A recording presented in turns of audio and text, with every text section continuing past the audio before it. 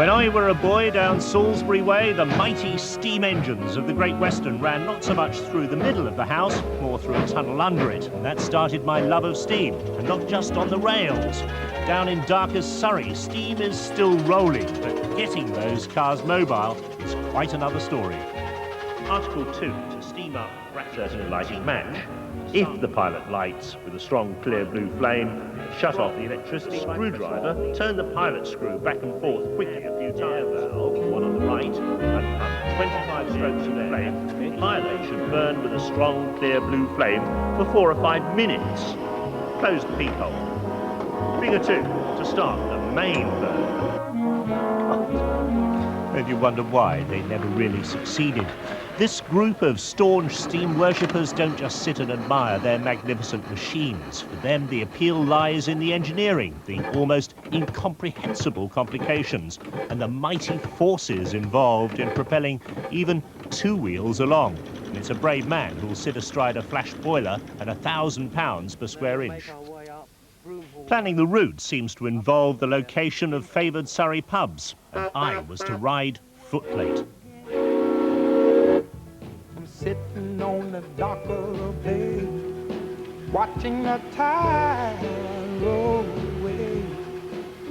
But I soon discovered steam cars don't just puff, they wail with happiness when boilers are burning bright.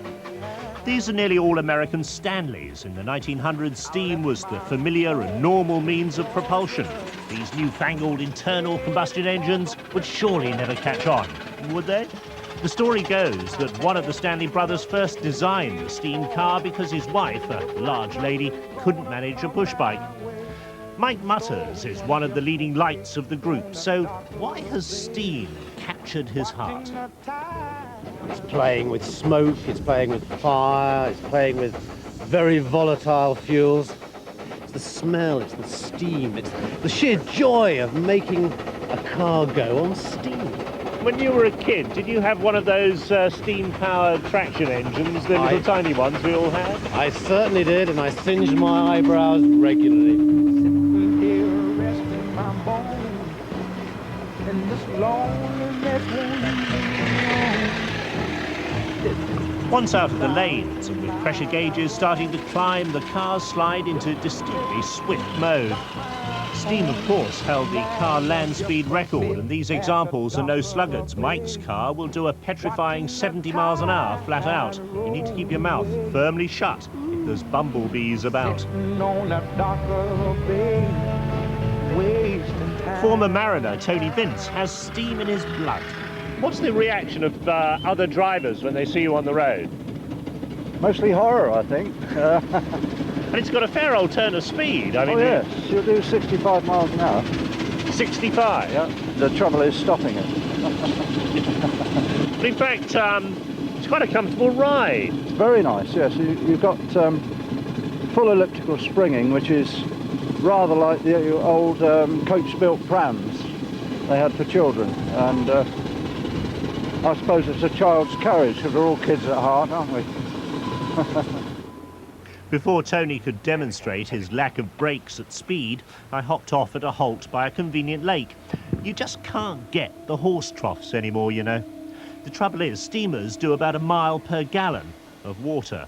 Boiler fuel is a jungle juice mixture of petrol and diesel, consumed at around 12 miles per gallon. You full?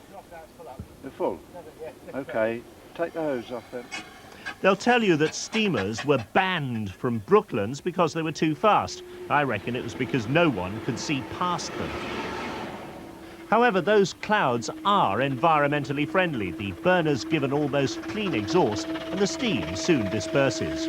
One group that hated steam cars were horses. All that puffing and wailing seriously upset them. Doesn't seem to faze the ducks too much, though.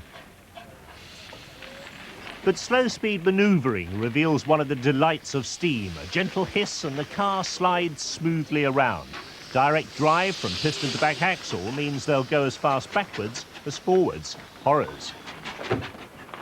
Now, Mike, immensely impressed by that high-speed run down the dual carriageway. You're really going to entrust me with this gorgeous brute. I mean, what do you actually do to drive it? Well, you're going to open the regulator. Yes. Open it Very slowly and very gently, remembering you've got 600 pounds pressure fighting against that regulator. at the Right. moment. And this is my handbrake. Correct. This is... Which- So I'm now holding it on the foot brake, That's right. open the regulator, and away she goes. That's it. Go for it. Whee! Initial acceleration is sensational. The proverbial giant hand propels you seamlessly away to the next pub for a large mineral water. But the more time you spend with steam cars, the more they get a grip on you. They become not simply inanimate lumps of machinery, but living, breathing, sometimes moody, but always magnificent creations. Nothing I can do, nothing I can say. You do what you want to, go your own sweet way. You'll go your own sweet way.